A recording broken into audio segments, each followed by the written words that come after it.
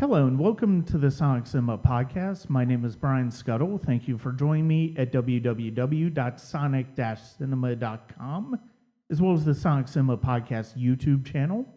You can also listen to the podcast on Apple, Google, and Spotify podcasts. And you can also check us out at patreon.com/Sonic Cinema. There you'll get early access to reviews before they post on the site, new brief write-ups for movies that I'm watching for the first time that I'm not reviewing specifically for the site. And this month, some patrons are getting sort of fresh discussions, analysis of the DCEU films in preparation for Zack Snyder's Justice League to come out in the middle of the month, and that is at patreon.com/Sonic Cinema.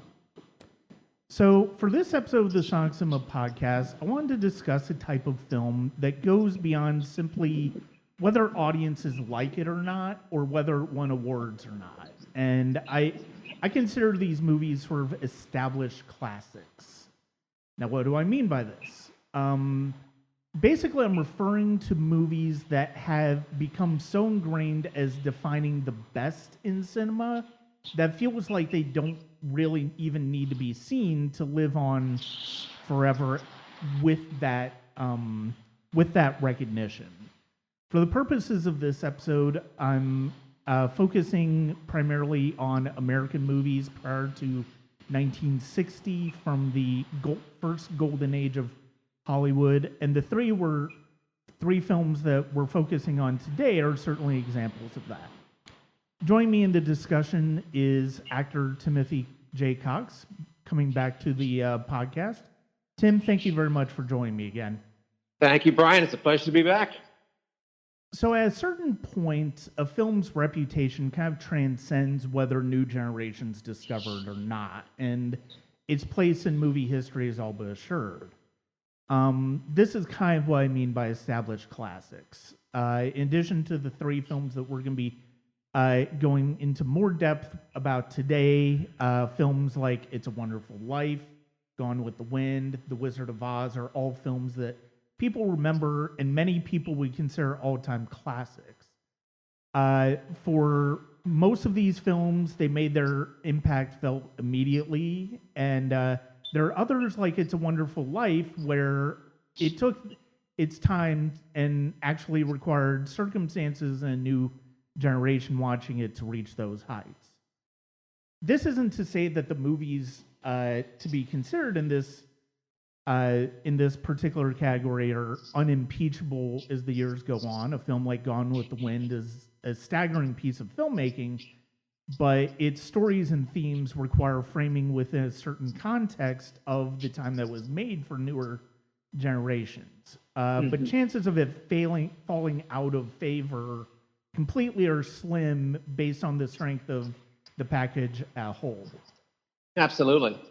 Yeah, while similarly, a film like Birth of a Nation is not one that I would necessarily consider as part of this discussion, because while it's certainly worthy for the way it helped define cinema in its early days, the blatant racism and promotion of white supremacist thoughts make it difficult for even experienced cineas to defend on any certain level. There are a few films, before we get to the films that we're going to be focusing on in this episode, with that criteria in mind, Tim, what are some of the films that you might consider along these lines? Oh my God. Well, I think you have to look at, I'm just speaking of American films, I mean, that golden age of, like, as you were saying, and within that, you could just look at the filmography of Billy Wilder and Frank Capra and Fritz Lang and Michael Curtiz, and it's kind of, and John Ford, of course, and it's just staggering. Yeah. Like, you look along many of the films of the filmographies, and all of them, it's just like one classic after another. I mean, for Billy Wilder alone, you could put The Lost Weekend, or Sunset Boulevard, or Stalag 17, or Some Like It Hot, and the Apartment, like The Variety, Frank Capra, The Man, Mr. Smith Goes to Washington, Meet John Doe. I mean, it's just, these are movies, I think, to your point, that what you were saying, these are movies that, I mean, there are things about these three movies that I've learned about life from watching them. I've learned about, hardship and family from watching Grapes of Wrath, about love and romance and sacrifice with Casablanca, and of course also, with Citizen Kane. I mean, God, there's just so much there that, of course, we'll delve into. But as far as films, and I think also, one that just comes immediately to mind, just because I've recently revisited it, is Sunset Boulevard, and just a movie that made in 1950 is still as resonant now as it was when it came out in 1950. Yeah, and just and kind of frightening. And the purpose, when on a discussion I was having, if the film is considered film noir or not. But just viewing it again, that's an example of a classic. Of course, when the AFI would do their lists of scenes and greatest lines, people probably, if they've never seen the film, they'll know it for "I'm ready for my close-up, Mr. DeMille." Yeah. It's an often parody line. But when you watch it in the context of the scene, it's terrifying. Yeah. Gloria Swanson is brilliant in the film, and William Holden, it was one of the, an amazing performance. I think Sunset Boulevard is an example of a classic, that these are movies that even 60-some year or 70-some years later still can deliver a punch in the gut. And just have that impact, and it's fresh, it's relevant. Yeah, and some other films that would put in that category. You mentioned a lot of great ones from great directors. I would also say City Lights, the Chaplin film. Oh yeah, The Maltese Falcon, the original Dracula, the original Frankenstein from the Universal Horror Factory, Singing in the Rain. So many musicals from this era. Even some of the Hitchcock films like Rear Window and North by Northwest fit into this category too. Oh, absolutely.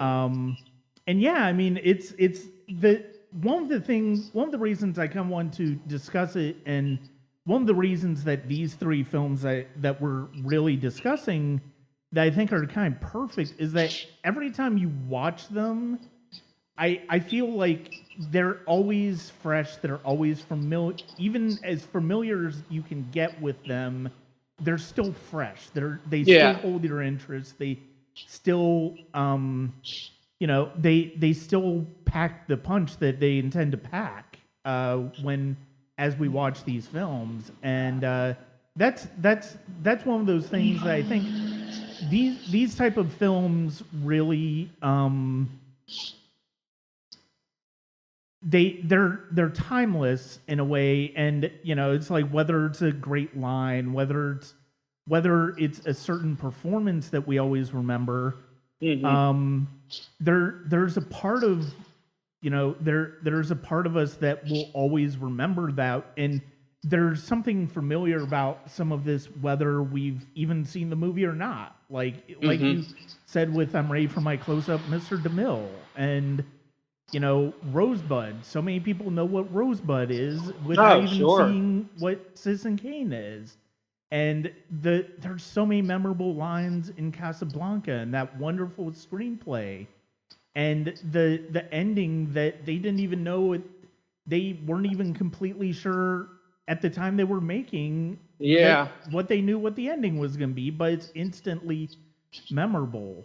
And it works, and it's right. And that's the thing is, these are movies. People became actors, writers, directors, screenwriters, producers, got into the movie business because of these movies. Just, and the thing is, it's like you said, they never get boring. I think, if I've probably seen Casablanca in my life maybe 20 times, even if you know a line's coming. Yeah. And you watch it now, movies like this, and you focus on an individual performer. Like I could watch Claude Rains read the phone book. I mean, or Conrad Veidt, or John Quaylen, one of the greatest character actors ever. He's in 2 of the films. He's heartbreaking in The Grapes of Wrath, and also as Berger in Casablanca. I mean, you just see the development of an individual actor. Yeah. Plus, also, with Citizen Kane, the film is peppered with just so many memorable faces and lines. And of course, we could do a whole episode on the contributions of Greg Toland, who did, the cinematography for both Grapes of Wrath and Citizen Kane, and changed how movies are made.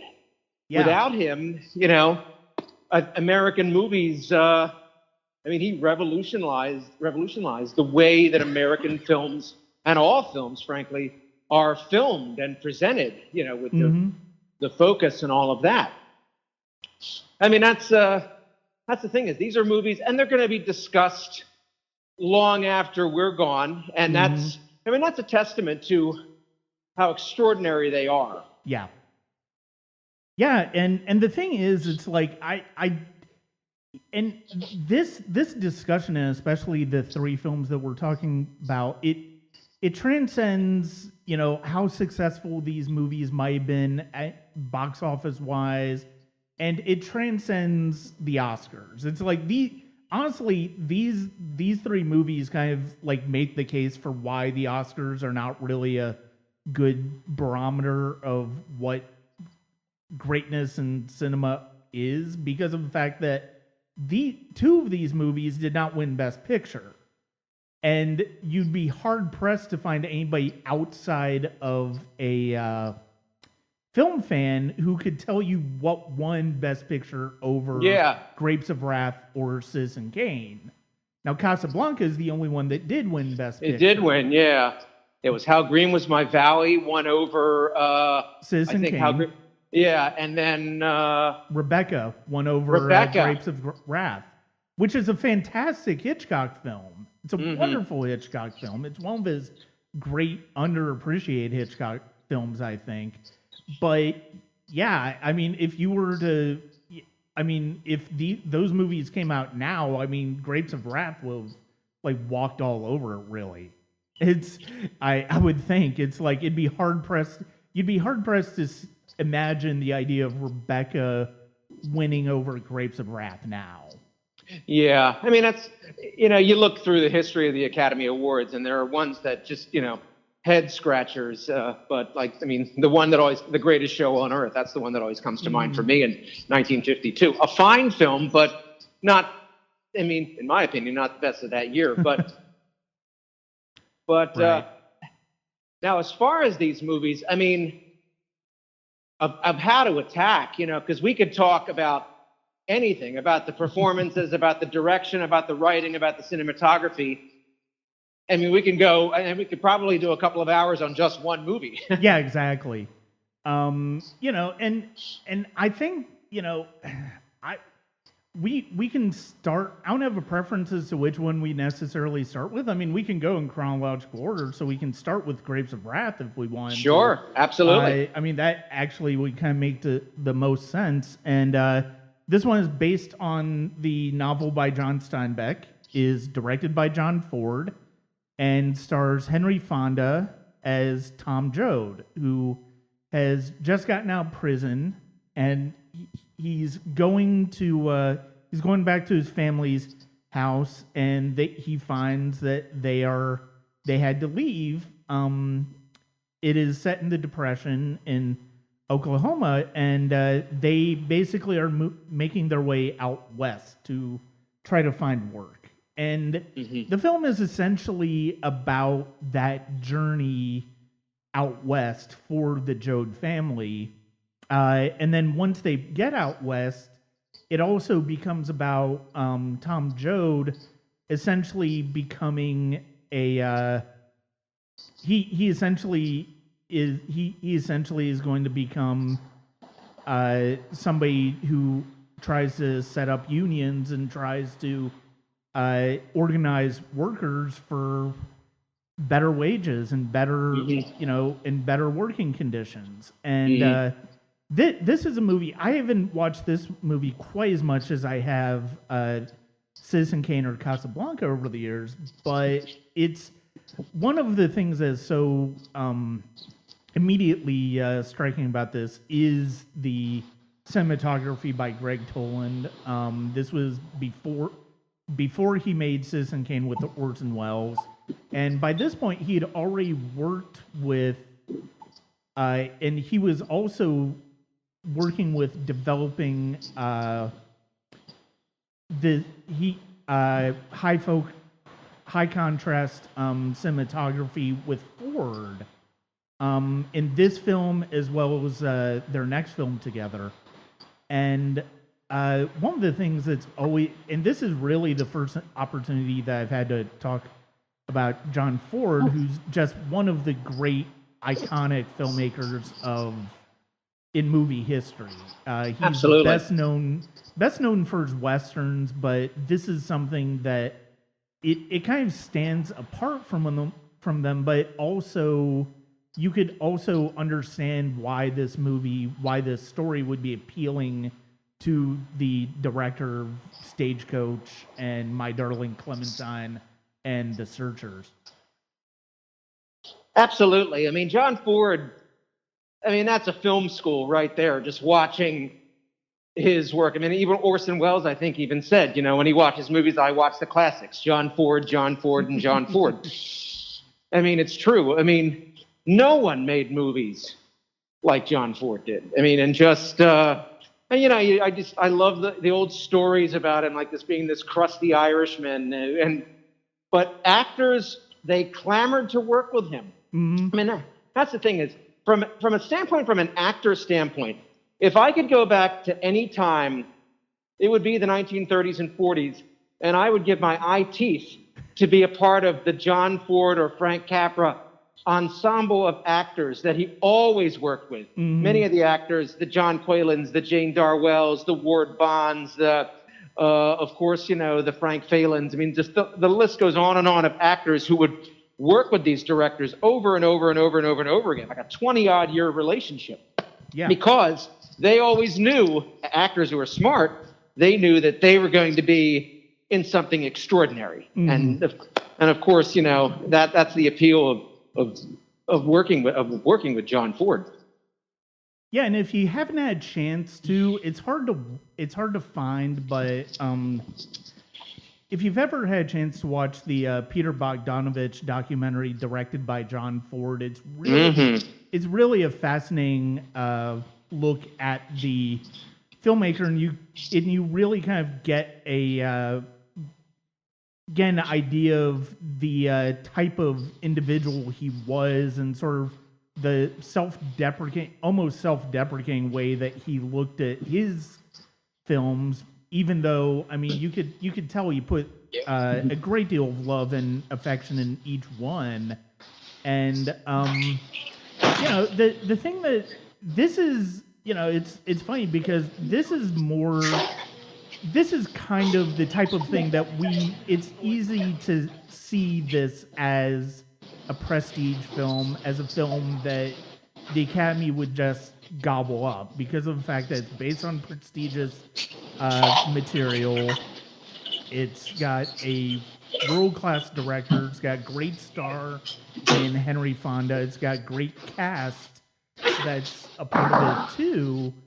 And it's also a film about a timely subject, which in this case was the Great Depression. And this is one of those movies where it's like if you tried to make this movie now, it's like you would never try to remake this movie. I feel like there might have been like a TV movie version of this, or and there was a stage version. The Steppenwolf Theater, like 20 years ago, did it on stage, and Gary Sinise played Tom Joad, and it was marvelous. It was a marvelous production, but I think it was more of the novel, I think, than more of the John Ford movie. Yeah, of course. But one of the thing immediately with this film is there are moments, especially when he's first going back to the Jode homestead after he gets out of prison at the very beginning. You can kind of tell, even though that you can kind of tell that the movie is, those scenes are sort of on sets, and but you can also tell when they're on location and they're being done. But at the same time, you don't necessarily think about the fact that they're on sets because of just how well shot the movie is from Greg Toland, and the atmosphere that he and Ford create in the Dust Bowl. It's just wonderful, even when you get the idea that they're working on sets, and then when they're going west and it's all location, you can tell that it's really a harrowing experience to go on this trip with them because of the fact that apart from the fact that you just don't know whether that vehicle is going to make it to California, it really does capture just how desperate that situation was for the people moving west at that time, who were struggling to find money, who were struggling to find work at one of the hardest times in this country's history. Well, and Ford, what he does with the casting of Jane Darwell and John Quaylen and the many others, he captures people. The thing about this movie, it's almost like documentary, like where he captures. They're not given performances. The horror on John Quaylen and the desperation and the sadness on Jane Darwell and with Henry Fonda. Mm-hmm. He just captures so wonderfully. It's just the perfect mix of director and actors in creating the story of the desperation that many people can relate to, and it's why the movie is still resonant. Those of everything that we're going through right now, those that suffered during the economic crisis of over a decade ago. Yeah. This story is still resonant. I remember watching it again recently. I couldn't take my eyes off John Quaylen because he was so heartbreaking. He was so heartbreaking in this part. And just, there were moments of where he doesn't say anything. You just got to look in his eyes. Yeah. And that's what Ford and Toland, they captured in the eyes. The eyes say it all. Mm-hmm. And that's one of the biggest takeaways, because you just see the desperation, the frustration, the hopelessness. Yeah. Yeah, but at the same time, it's one of the reasons that this movie endures, and one of the things that always makes films from this era, I think, so interesting to watch, is that even if a movie just gets really despairing and just gets really, this is a story that in lesser hands could be completely depressing and you wouldn't want to watch it and it would be impossible to watch it. But part of the reason you do is the dynamics between the family are just so believable and they're so warm. They're so inviting. You want this family to succeed.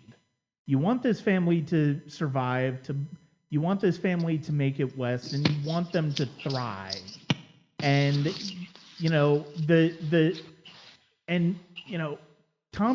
character of Tom Joad is immediately defined at the outset as a character who's hardened by life, but he also, when he's around people who are familiar with him, he's completely engaged by them too.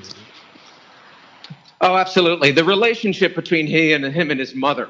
Yes. Is we could do a whole episode on Jane Darwell, as well, who won the Academy Award for this performance, richly deserved. Yeah.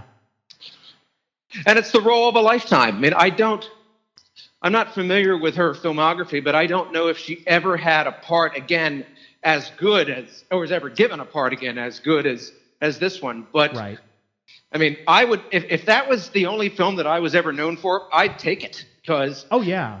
you look at her face, and you look at it's just an examples of acting without, where you don't have to say anything. You just look in the eyes, you look in the face. And with Fonda, I mean, Fonda had already been established. I think he had done Young Mr. Lincoln, but this was the movie that I think made him. I mean, of course, we all know, most film fans will know the famous scene where he has that wonderful speech, which I know I'm going to butcher it. I don't know, but like, whenever there's a guy, beating up on a guy, I'll be there. I mean,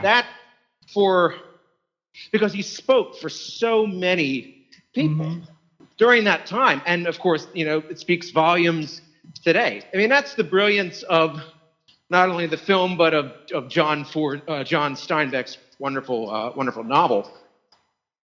Yeah. Yeah, and the fact that this is in that, I mean, even without the recent economic struggles of 2008, without what we've just been through in the past year and what people are still going through because of COVID, it's still a movie that it resonates because of the fact that this is essentially a very universal story, even though it's a very specific story about a very specific time in American history. And he does infuse it with hope. Yes. I think in the end of it, I think it is hope. And I think that, as not only as an individual family, but as a country. This was about, a countrywide, a worldwide crisis that we felt back in the age of the Dust Bowl and the Depression, and of course, with what we're all going through right now. Yeah. I mean, yeah, and the fact is, it's like when Tom Joad is leaving at the end of this movie, I mean, it's not just because he has to, otherwise he's going to, go back to prison. They're going to find him. He's doing it to save his family. Yeah. He's doing it. This isn't just because of the fact that he's going on the run because of what he did. He's doing it to save his family. And you get in that amazing monologue the sense that this is a changed man. Like, this is a man who has a second chance to do something for other people, and he's going to take it, and he's doing it. He has to do it away from his family, but he's also doing it for his family and for the family to come too. Mm-hmm. Absolutely, and there's a very an unselfishness about it, and no, I mean it's a very moving performance. And the thing is, the brilliance of Henry Fonda, and not only in this performance, but throughout his entire career, it's really a study in underplaying. Mm-hmm. It's kind of one of the, as an actor, it's just, you could just learn so much from watching these movies of just letting the camera do the work, trusting the material, not overplaying, not going for, a cheap moment, I guess. Yeah. Everything that he did in his entire career was all completely earned. Mm-hmm. And and that was why he was so relatable. Why Jimmy Stewart and Spencer Tracy and Humphrey Bogart and Edward G. Robinson and all of them were so relatable is that because they never delivered a false note as far as a performance. It was never a performance, and that's why they were all so relatable. Mm-hmm. No, and that's one of the unique things about this era of film compared to any other ones. I mean, you look at the late 60s, early 70s, what the new generation, Scorsese, Coppola, De Palma, all of them brought to the screen. And it's like, yes, there's more authentic reality, I guess you could say, in terms of they're not pulling punches in terms of violence, in terms of sexuality anymore. And you certainly get a new generation of method actors that are going for authenticity and going for believability. But yeah, I mean, if you look at actors like Henry Fonda in this, or even Humphrey Bogart in Casablanca, or or Agnes Moorehead in Citizen Kane, where it's like there's something believable about those performances, and you just immediately recognize them as just wonderful performances that really capture everything you need to know about those characters. Yeah, and just the camera loves them, and they just, I don't know, they just, like, no one smoked a cigarette better than Humphrey Bogart. I mean, No. Like no one made it cooler. Maybe Dean Martin, but Bogey, and it was just an extension. It was not forced. It was nothing, it was just natural. It looked good, and it looked right, and and it just, no, I mean, we could, of the essence of that. They don't make them like, there's the old line, they don't make them like this anymore. It's true. I mean, and if they tried to make, I know, going back to Rebecca, I know they've remade Rebecca for television a couple of years ago. And of course, if they tried to, and I think they tried to make either a TV series or a mini series of Casablanca in the 80s that I've never seen, but I think David Soul was the star and Hector Elizondo was in it. I wouldn't mind getting my hands on it just to see it, but as I recall, I don't think it lasted very, very long. No. And then if they tried to make Citizen Kane again, it was just the time, and it was these people. Yeah. It had to be them, and so no, it worked because of them. Yeah, I mean, there's really not. They're great from filmmakers now, but there really is not I don't know that there's a filmmaker that I would say who could probably bring the level of authenticity to the Grapes of Wrath that John Ford did. I don't, as much as I love somebody like Spielberg and Scorsese, or I don't know, Ang Lee. I think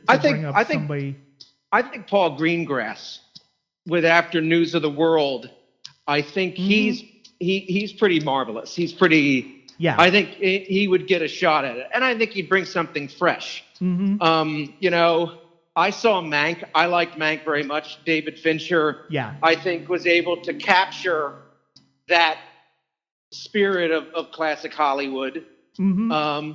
But no, I mean, and that's the thing, is like a lot of the filmmakers today, they're trying to do something different, but they're all, I imagine, looking over their shoulder, looking like, wondering if if their films are as good as John Ford's or Billy Wilder's or Frank Capra's or, anyone like that. Orson Welles, of course. I mean. Oh, yeah.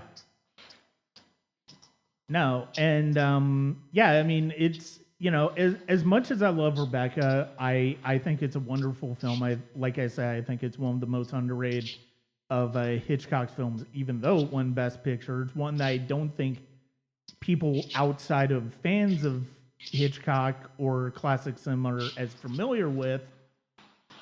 I don't know that I could say that it deserved to win Best Picture over Grapes of Wrath.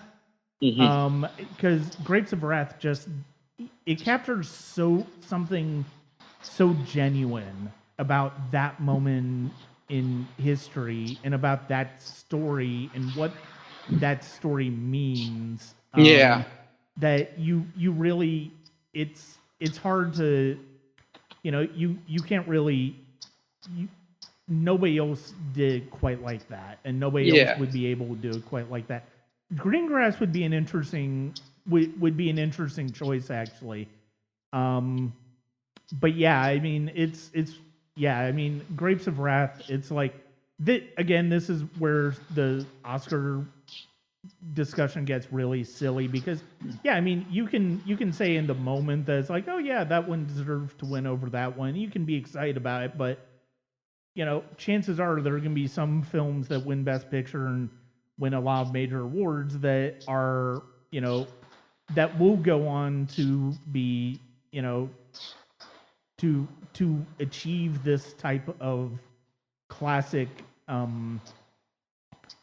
classic status like Grapes of Wrath and Citizen Kane and Casablanca did, but there are also going to be just as many that don't.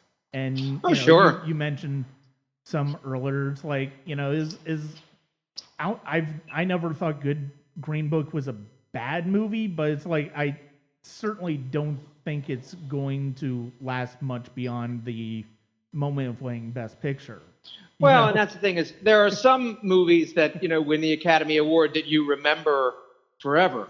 And then they look back and you wonder, oh, how did this film not win? Or how did that performance? I mean, it's all a popularity contest, and it's all like, how in the voting. I mean, in 1940, when Grapes of Wrath was up, the film may have hit a little too close to home for the Oscar voters. That it's like, and not to take anything away from Rebecca, but all of these years later, I don't hear a lot of discussions in film schools about Rebecca. I hear more about the Grapes of Wrath, and of course, again, with these awards, like last evening, my wife and I watched Promising Young Woman. Yeah, Carey Mulligan is extraordinary in the film, and then it gets to the discussion of, okay, well, she's going to be nominated for an Oscar, and Frances McDormand. How do you choose between the two of them? Because they're so they're both brilliant, but they're both incredible performances. The thing is, and the Academy Awards, I watch them every year, and they're fun, but the older I get, the more I think about you can't really separate you can't put them in competition unless they're all giving. If you get 5 actors up there that are playing Hamlet, maybe then you can kind of determine. But even then, it's kind of like because Hamlet can be played any number of ways. So, I mean, with the Academy Awards, there are some that remain memorable. I mean, I think don't ever get Spike Lee on the topic of driving Miss Daisy. Because his opinions are well known on and it's true. I mean, Driving Miss Daisy is a fine film, but compared to the other films that came out, and of course compared to Do the Right Thing, which wasn't even acknowledged, which is but Spike got his Oscar, so I think he might be up again for the Five Bloods, but no, it's the Oscars. It's a popularity contest, really. Yeah. I mean, you basically have to take and really ultimately you kind of have to take the Oscars with a grain of salt, which I think is one of the reasons why these 3 films that we're discussing work so well together, because of the fact that 2 of them did not win Best Picture. And they're still classics. They're still classics, and they're arguably more classics than the films that did win Best Picture. Sure. Although I mean, Grapes of Wrath did win Oscars for John Ford for directing. It was one of his 4, and Jane Darwell won for her performance as Ma Jode. But it's one of those things where it's like some trends in the Academy always seem to come up again, and one of those is the Academy coming back later and acknowledging a filmmaker when they maybe didn't previously. And case in point, if we want to go ahead and go to 1941, How Green Was My Valley was a John Ford film, and it did win Best Picture. And it won Best Picture over Orson Welles' Citizen Kane, which is the second film on this list. And it's hard to. One of the things that's so is as much as easy as it is to the idea of talking about these movies for hours at a time. It's also how do you find a way to talk about these films that have seemingly been talked about to death? Like, I mean, I've listened to the Roger Ebert commentary for both Citizen Kane and Casablanca multiple times. Yeah. And it's always fascinating to listen to him talk about these films. And I've read so much, and it's like we heard so much about Citizen Kane last year when David Fincher's Mank came out. This is a movie. It's arguably the greatest directorial debut ever made. It's the first film. It's the only film where Orson Welles could write his own ticket in terms of making the movie that he wanted. Oh, sure. And there's certainly a lot to talk about with that, and I'll be going over some of that with a friend of mine later on in the year. We're going to be doing a little bit of a deeper dive into Orson Welles.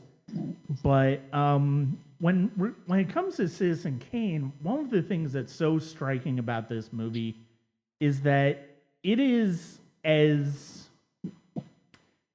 special effects. It's almost as special effects laden as a movie like 2001 or Star Wars. And in terms of the technical accomplishments of the movie, it's as important to film history as Birth of a Nation and as Star Wars in 2001, because of how it was essentially a marking, it was essentially a demarcation point in film history where it's like, okay, films had gotten up to a certain point in terms of craftsmanship.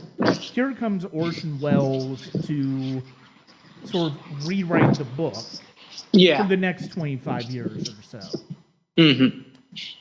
Absolutely. I mean, there was films before Citizen Kane and films after Citizen Kane, and kind of like with performances. There was performances before Brando and Montgomery Clift and after, and I mean, the thing about Citizen Kane, it knocks me out because every time there's something from it that I take away, and it's just you just applaud the achievement of the making of the film, because of course that everything that Orson Welles and Herman Mankiewicz in the studio had to go through in the making of the film. They were up against a very, very, very powerful force in William Randolph Hearst, who, basically ran the media of the time with an iron fist. And Orson Welles, who was, he was a theater actor. He was I think he was 13, and he was already like an impresario, as far as like performance. Had done the Mercury Theater, very successful, had done, of course, the memorable War of the Worlds broadcast, which is, I listened to it again recently, still haunting. And you got to admire his chutzpah in wanting to take on William Randolph Hearst. Now, of course, he wanted to make a good movie, but I think also I think he was 24, I believe, and wanted to take on this mogul and probably knock him down a few pegs. And that's what he did. I mean, and it's just extraordinary just to watch. I always applaud, whenever I watch Citizen Kane, I just applaud the achievement of Orson Welles making this movie, of writing, of directing. I don't think people say enough about his performance. No. I mean, the way that, like, with the aging and with the makeup, of course, with his experience in the theater, he was used to playing diverse ages and characters. I mean, the memorable scene of when he's tearing apart the apartment. I mean, just he's extraordinary. You believe that this is a man in his 60s and his 70s. Now, I mean, there's, of course, like what you say, this is a movie that people have been discussing and will discuss again 50 to 100 years after we're gone. What new things do we have to say about it? I think one of the most interesting aspects of the movie is that I don't know if, because the film begins with this great newsreel taking us through the life of Charles Foster Kane, and it essentially lays out everything we're going to see throughout the rest of the movie. Mm-hmm. And I don't know if you were to do this. It's impossible to think of this as a linear story told from point A to point B to point C. As like, I feel like there would have to be some framing device at some point in this movie. It would be hard to see it as, Charles Foster Kane as a kid going up all the way to his death. I feel like you would have to have some sort of flashback device going through here. And the great thing that Wells came up with in that screenplay by Herman Mankiewicz is the idea of the newsreel footage essentially showing us everything that we're about to see. Mm-hmm. And then by having the reporter looking for Rosebud, looking for the meaning of Rosebud, and going to talk to some of these primary people in Kane's life, it doesn't feel like we're going over the same territory, even though we saw it at the beginning. And I think that's one of the things that struck me this time out, is that this would not work as a linear story. Oh, no. You need some element of flashback in it. And you do. And the thing, the setup of the Rosebud, and it's kind of like, well, what does that mean? And then, with the newsreel, and then it goes, and it's all saying about how everything unfolds, and it's a very Shakespearean story. Every time, even from the first time I saw it, I said, what is this guy's downfall going to be? Mm-hmm. And Wells, he's played McBee, and he knows, and infused it with definitely a very Shakespearean bent, that you just wanted to go along for the ride and see this guy's going to reach the top, and how is he going to fall? And that's the beauty of the film, and that's the beauty of the storytelling, is that, like you say, you do know how everything is going to unfold, or how everything that's going to happen. How is it going to unfold? What's it going to be? What's the action? What's the event? And you're just along for the ride, yeah. And more important, what are the individuals telling his story from their perspective going to bring to that story? Yeah. Like, what are we going to learn from the way these people saw Kane that we wouldn't necessarily get just by seeing these stories laid out and seeing this story laid out naturally? And there's also, it's funny because of the fact that Rosebud's the ultimate MacGuffin in movie history. And we're actually going to, and actually Casablanca is arguably the second greatest MacGuffin in movie history, with the Letters of Transit, because both of these things, essentially, they're MacGuffins are plot devices that move the plot forward. It doesn't necessarily matter what they are. It's just something to move the plot forward. Rosebud is Citizen Kane's, and the Letters of Transit are Casablanca's. But as far as Rosebud goes, it's funny because of the fact that, sort of like, I noticed that this wouldn't really work as a linear story.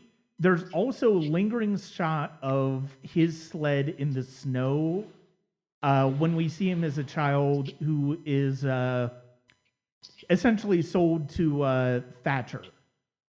And we see this lingering shot of his sled in the snow, and it's like almost as a little, keep this in mind for later. He's putting the clues out there. Yeah, I mean, it's essentially a mystery, and it's as compelling as any movie mystery. Even when you know the mystery, it's just always compelling to watch this story play out. Oh, sure. Absolutely. No, I mean he puts like little nuggets of information out there, and it's really just paying attention to it, and he keeps you engrossed. Yeah. I mean, no, and here's my question. Now, see, everyone, I'm always asked, is Citizen Kane the greatest American movie ever made? For me, it's hard because I think in many ways it's a three-way tie. I put Citizen Kane up there for the achievement of everything that Wells went through with the making of the film itself. I put Casablanca up there, and of course I put The Godfather up there because The Godfather, it changed my life from a movie. But it's always on every list. It's always arguably placed as number one. Yeah. And I don't dispute the list, but it's always, when the AFI came out years ago, it was just automatic, even before the list was unveiled. Well, we already know that Citizen Kane is going to be number one. Yeah. Well, and the thing is, it's like ultimately, it's like everybody's opinion is subjective. I mean, there's always going to be a bit of subjectivity to somebody's opinion, regardless. I mean, and the funny thing is, it's like I recognize Citizen Kane for the technical accomplishment, the achievement as in the larger form of cinema, but I mean, it's not even necessarily. I think Touch of Evil is the better Orson Welles film. I think it's a better film of Orson Welles' talents. I mean, The Trial is sort of the same way. But I mean, that's not to take anything away from Citizen Kane, it's a movie that is sneaky in how entertaining it is. Oh yeah. And this is a very serious movie because it's essentially a faux biopic. If you want to be, it's essentially like, I don't know, I'm trying to think of the best type of thing to compare it to, but I mean, it's essentially a biopic about somebody who doesn't exist. And the thing is, also, he is an unlikable guy. Yeah. Charles Foster Kane is an unlikable guy. Mm-hmm. But you can't take your eyes off him. You can't, and especially now, in the age of, the climate that we're in political wise. I mean, we've seen a few Charles Foster Kane-like beings over certainly in my lifetime. I mean, that Charles Foster Kane is probably quite tame compared to the real thing. During the political rally scene, it's like I couldn't help but think of Trump. Like it was impossible to think of anybody else in that scene. It's like, and I didn't mention it before, but you mentioned William Randolph Hearst. The documentary, The Battle Over Citizen Kane, is an excellent discussion on essentially William Randolph. It talks about William Randolph Hearst. It talks about Orson Welles, and that it reaches ahead when it comes to discussing Citizen Kane. It talks about the things that Citizen Kane is sort of dramatizing of Hearst's life, some of the little in-jokes that Mankiewicz had in there, and it's an excellent documentary. I know it's on the physical media releases for Citizen Kane. I would imagine I want to say it's also on HBO Max. If it isn't, it should be. But I know Citizen Kane is on there. But yeah, that is an excellent documentary as well. The Battle Over Citizen Kane. It's basically a feature-length film about William Randolph Hearst and Orson Welles and when they collided. And yeah, I mean that scene in particular, the political rally, was hard not to, get images of Trump and sort of like the things that we've seen happen in even the past year or so, and the past couple of years, and the manipulation in the media, and it's it's uncanny. It's one of those things where it's like they're real world modern things that help make this movie more recognizable and more identifiable, but at the same time it's like you don't necessarily need those correlations to just really become engrossed with this film. It's like, Oh yeah. From the opening scene, the way that it builds into Xanadu, Bernard Herrmann's score, and the way the way it really starts, it really portends his later work with Hitchcock. The way the film is put together, technically speaking, the fact that they actually did like a newsreel effect to the point where Robert Wise like dragged the film across pavement to get the effect of an old newsreel. And there are just so many great things. Like there are so many great different editing tricks and just narrative techniques in this movie that you can't help but appreciate and you can't help but be entertained by. Oh, absolutely. I mean, this is the movie. It's a film school. Yeah. Watching this movie, it's a film school, and it's it's never boring. Mm-hmm. There are many criticisms that like, oh, the movie's slow. It's this. It's like it's engrossing because the whole time with me watching it, just from like I know that this guy's gonna fall. What's it gonna be? How is this guy gonna be brought down? And mostly, as we all know, in stories of Shakespeare, people are usually in power are brought down by themselves. Yeah. No, it's an extraordinary movie. It makes you just, if people who haven't seen it, highly recommend it because it's extraordinary. Mm-hmm. And it's always worth seeing. Like I said, it's on HBO Max now, and I would. It's worth checking out Mank to sort of see the ways that the way that David Fincher shows a little bit a part of that development process of the screenplay, the way it sort of the way it sort of plays with that real world situation, that true story, and the ways he pays homage to Citizen Kane, and it's just an entertaining movie in its own right. Absolutely. But yeah, it's like I said, I mean, and like you said, this is the film most people do put on that list of the greatest films of all time. I mean, I know it was on the Sight and Sound list for the greatest films of all time for a while. It was number one for about 50, 60 years until Vertigo supplanted it on the most recent one in 2012. Yeah. But it's still an excellent film, and it is absolutely. Still one of the great.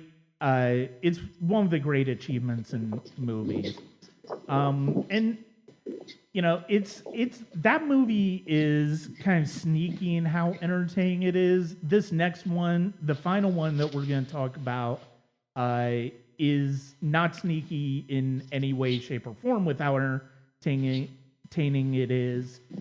It's what it is sneaky about is just how emotional it gets, and that is Michael Curtiz's Best Picture winner, Casablanca. Talk about this movie is perfection in every and think of where it came from. I think it was a play. I forget the name of the play. It was an unsuccessful play. I think it retains very little of the play, and you just hear the stories. The role of Rick was originally intended for George Raft. He didn't want to do it because he didn't want to work with as the oft quoted, I don't want to work with an unknown Swedish broad.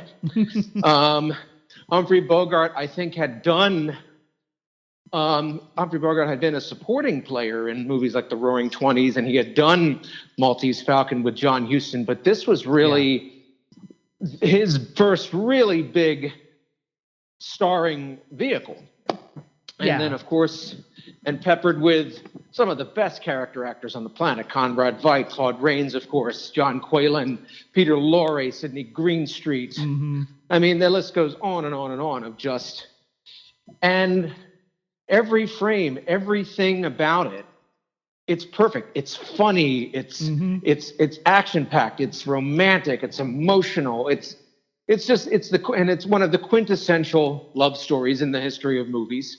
Yeah. You know, and I guess, I always read reports that off camera, Humphrey Bogart and Ingrid Bergman I don't think they ever had any arguments, but they were very private. They were not sociable off camera, but they were able to create this magic on camera. And so, I'm looking forward to this discussion because I think this is up there, like I said, in the top American film.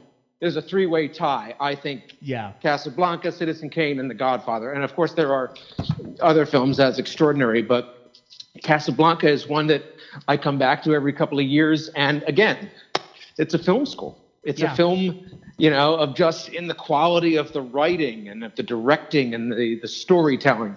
And it's extraordinary.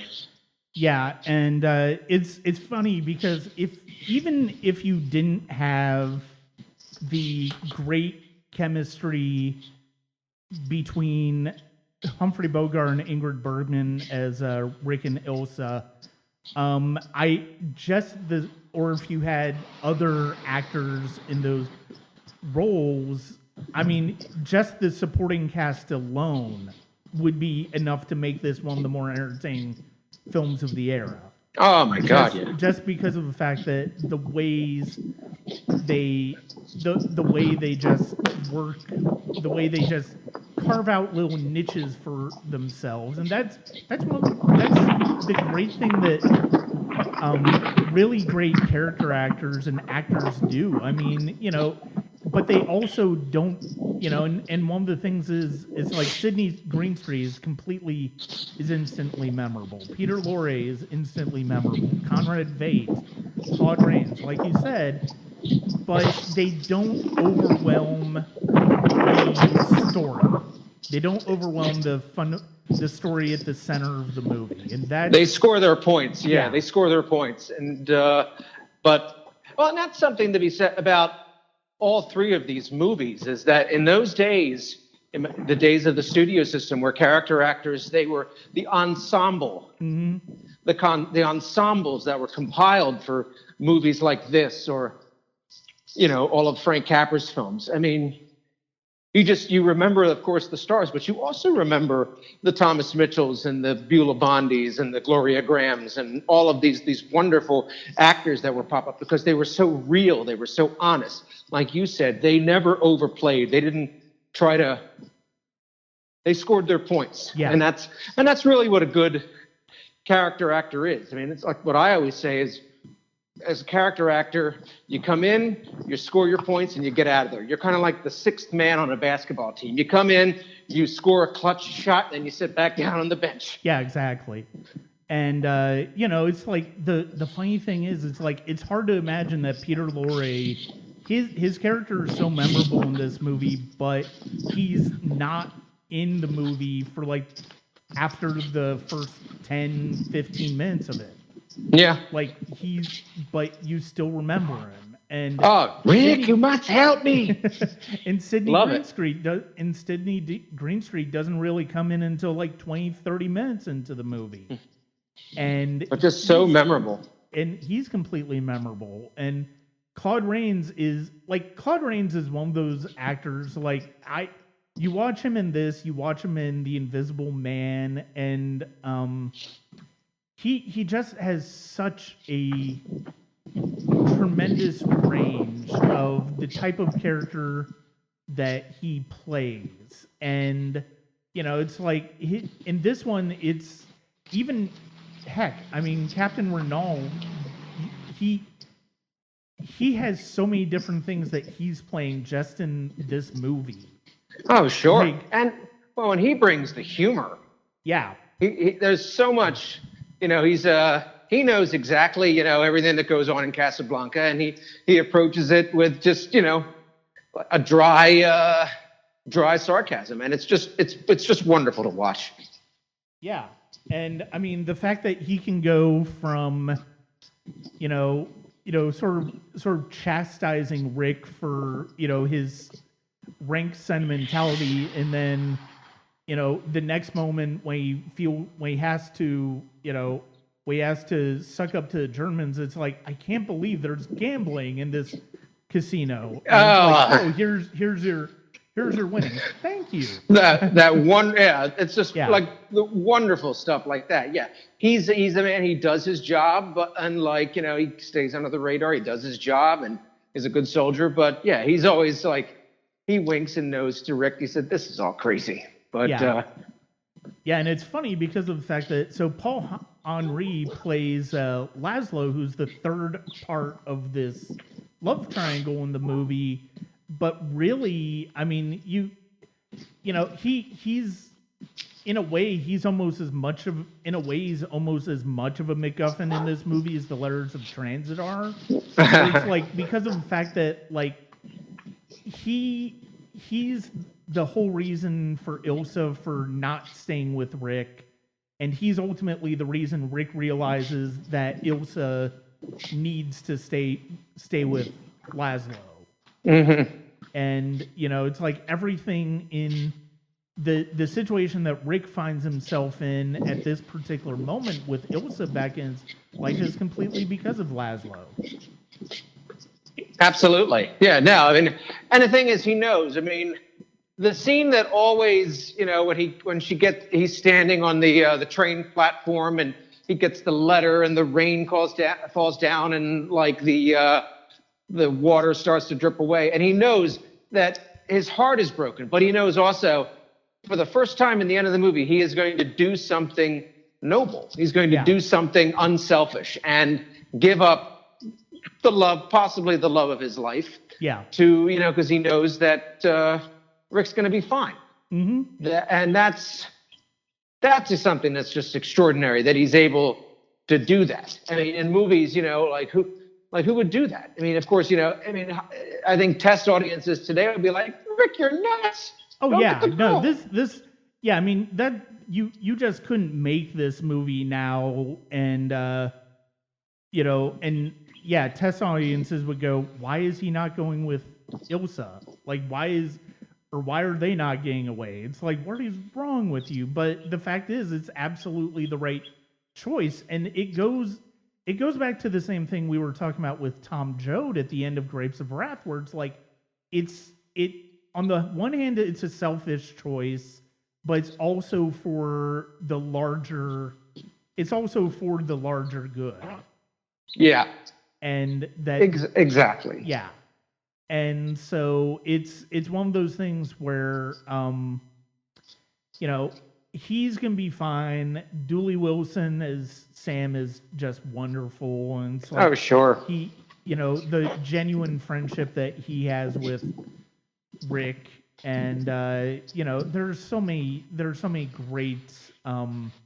This is a great use of music, whether it's Max Steiner's score, whether it's the songs like As Time Goes By and Knock on Wood, and the reason this is, I mean, it's hard to argue with you, is this being one of the great American films, and it's one of those films that it has a little bit of everything in it. Yeah. It has comedy, it has drama, it has romance.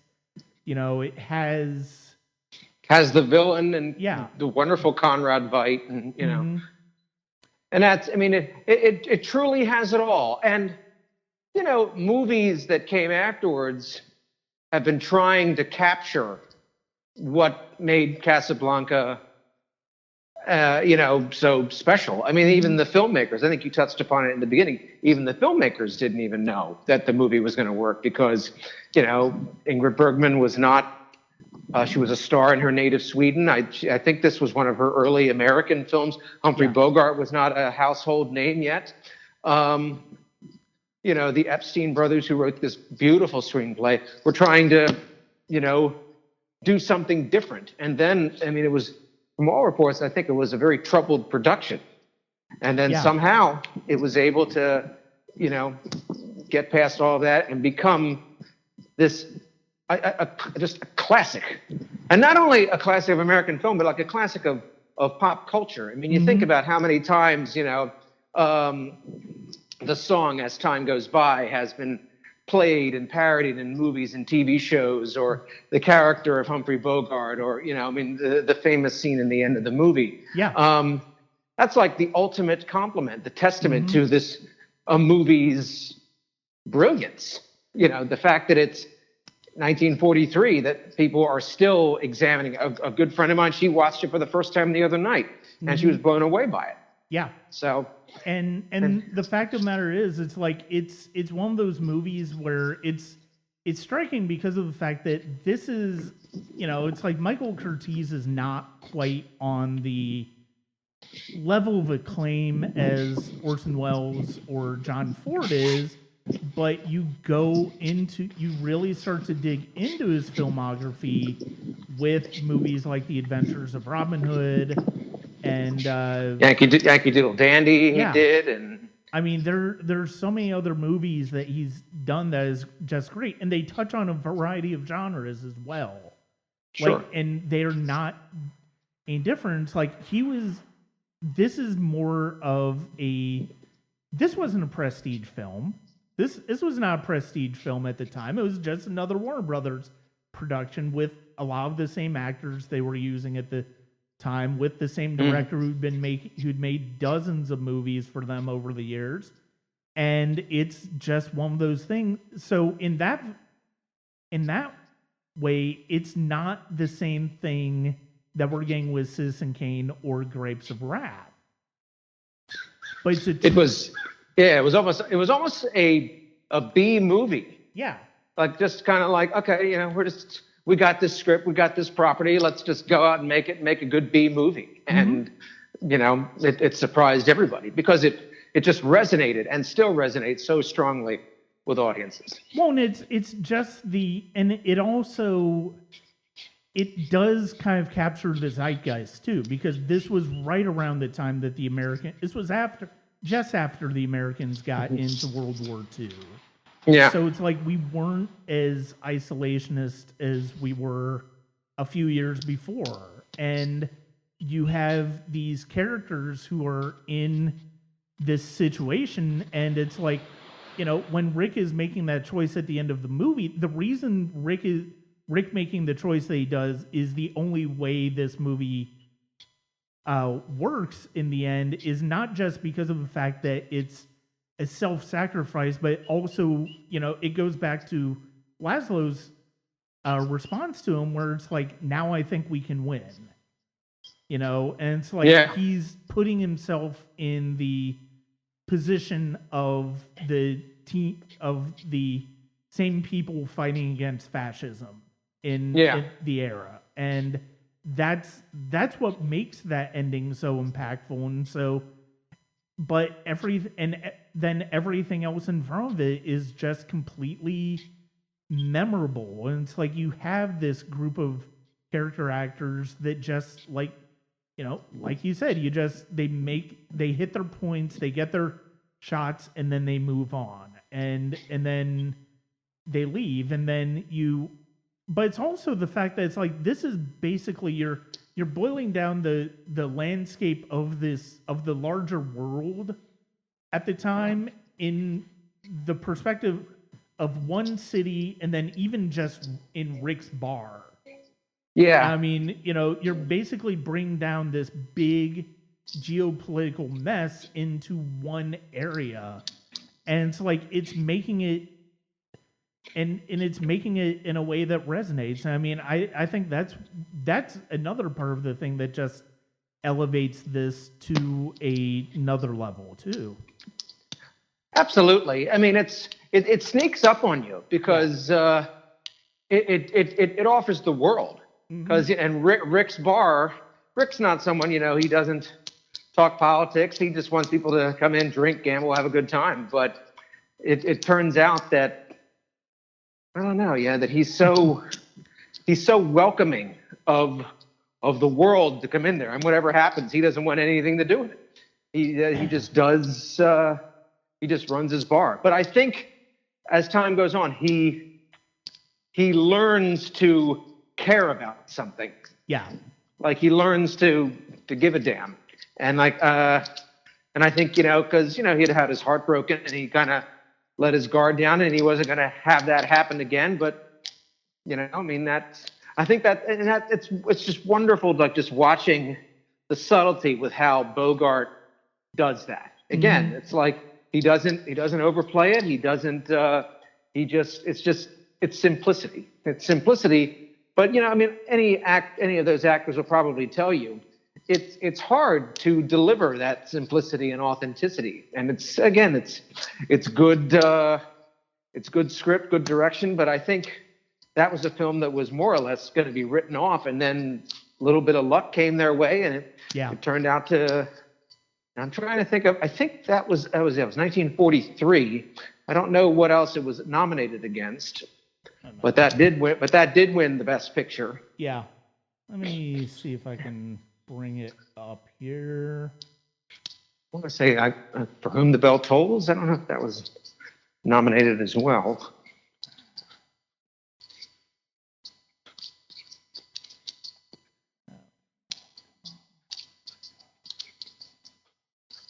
But that's the thing is, the movie, it's like if you go in wanting a romantic adventure, you have it. If you go in and you want, something comical, if you want to go in and see great acting or cinematography or direction, you have it, not only with this film, but with all of these films. So it's all about how you approach it. But I think it is important that these films continue to be viewed and discussed and analyzed for generations to come, because they just don't make them like this anymore. They truly don't. No, and it'd be hard to do that too, just because of the fact that, well, it's so expensive. The star salaries would be so expensive, but also it's like trying to get that level of ensemble is very hard to do unless you're a. Plus, I mean, studios don't make movies the way they made them now, the way they made them then. Like, it's like this was part of a factory line of productions that Warner Brothers had, and it's like that's and not just churn them out, yeah, and that's not what happens now. And it's also it would be hard to make, like, you would have to modernize this story in some way in order to even try to make it work, but even then you just don't have that magic that happened because of the cast, because of those involved. Yeah, and it just wouldn't be the same thing. And it's like,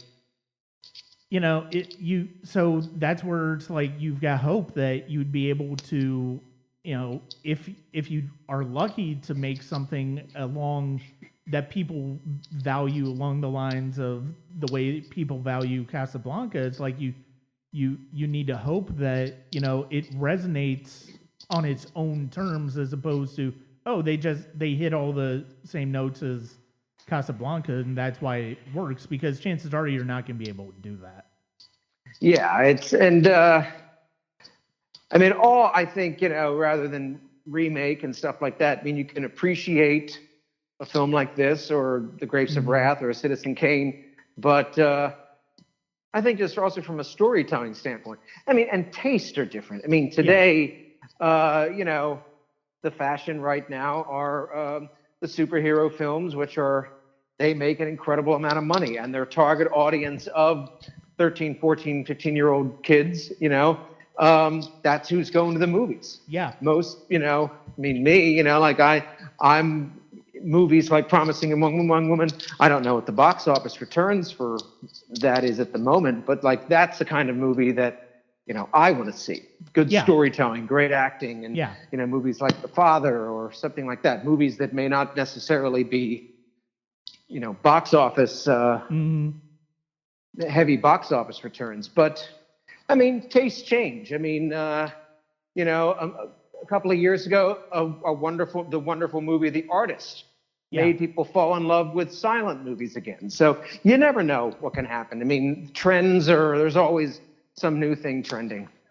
Yeah, and I mean, I think that's one of the more interesting aspects about movies from this era that I would consider in this class of sort of established classics is that you're not necessarily seeing the same movie done over and over. It's like they may be in the same genre, but they approach the genre in a different way. And you know, Billy Wilder's an excellent example of that. Like you look at some like it's not even remotely the same thing that he's doing in The Apartment or The Lost Weekend or Double Indemnity or Sunset Boulevard. And it's like even Streetcar Named Desire on the Waterfront when it comes to Elliot Kazan and Marlon Brando, it's like those aren't necessarily the same movies. It's like they can have the same feel, but it's like they're also doing something different. And even other Bogart films like The Maltese Falcon or Treasure of Sierra Madre or The Big Sleep, and it's like, or The African Queen. It's like that's a different. You're essentially getting the same type of role for Bogart in all of those movies, but you're getting a different variation of it. Yeah, you're getting different shades of the man. And I think that's one of the that's another reason why the movies that I think end up rising to the surface as some of the great films of all time do that, because of the fact that they're movies. They're not necessarily. It's not just that they're movies of their moment, but they're also movies that do what they're doing in a way that is completely different from, in singular, from what how anybody else did it.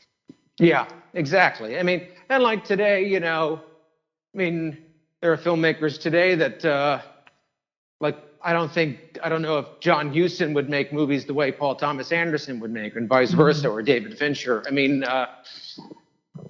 for as many as there were many really, really marvelous filmmakers back in the golden age, there are still some marvelous filmmakers today. I mean, of course, people put Spielberg and Martin Scorsese. I, again, would put Paul Greengrass up there. I'd put Paul Thomas Anderson and David Fincher, and I'd put, Greta Gerwig up there as well. Like Little Women was like, it was like just a wonderful painting. Like it was just so beautifully stitched together and just, Yeah. It's just, movies are they're just so much fun to watch, and you can learn so much from them. And I think many movies require repeated viewings. I have seen 2001 5 times, and I still don't know what the ending is about, but that's okay. Yeah. I still don't know. But Kubrick was another one that we could, he was able to take you along and ask questions, not answer anything up in a, I think audiences like things answered for them, the questions. He would just continue to ask questions. Yeah. Filmmakers like John Huston and Ida Lupino also would continue to ask questions. They make the audience think about what's going on, what they've just seen. We'll get back to that. I mean, we'll get back to, when all of this is in the rearview mirror with everything with COVID and all of that, we'll get back to watching more movies. Yeah. And in the meantime, if you haven't checked out if you haven't had a chance to watch the 3 movies that we talked about in depth on this episode, I highly recommend checking them out. I know Casablanca and Citizen Kane are both on HBO Max right now. I don't know if Grapes of Wrath is readily available right now. Hopefully, Disney/Fox will make it available on Hulu or something at some point in the near future. But it is also well worth checking out as well. With that being said, Tim, thank you very much for joining me today. Thank you, Brian. Always a pleasure.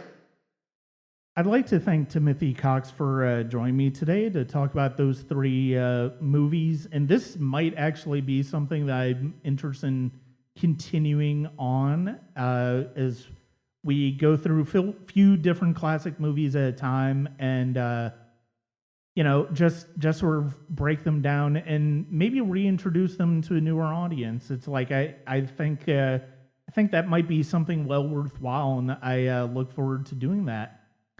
That's it for this time at the Sonic Cinema podcast. Coming up, I will have my best of 2020 as well as my Oscar considerations. Thank God that the award season is almost over. I really do not want it to ever be this long again. It was way too long, way too convoluted. But nonetheless, the 2020 was an excellent year for movies, even if it doesn't necessarily seem like it. I'll go through that in my episode. For now, this is Brian Scuttle. Subscribe and listen at Apple and Google Podcasts, as well as Spotify. Check us out at patreon.com/SonicCinema or subscribe at the Sonic Cinema Podcast YouTube channel. And thank you very much for following us at www.sonic-cinema.com.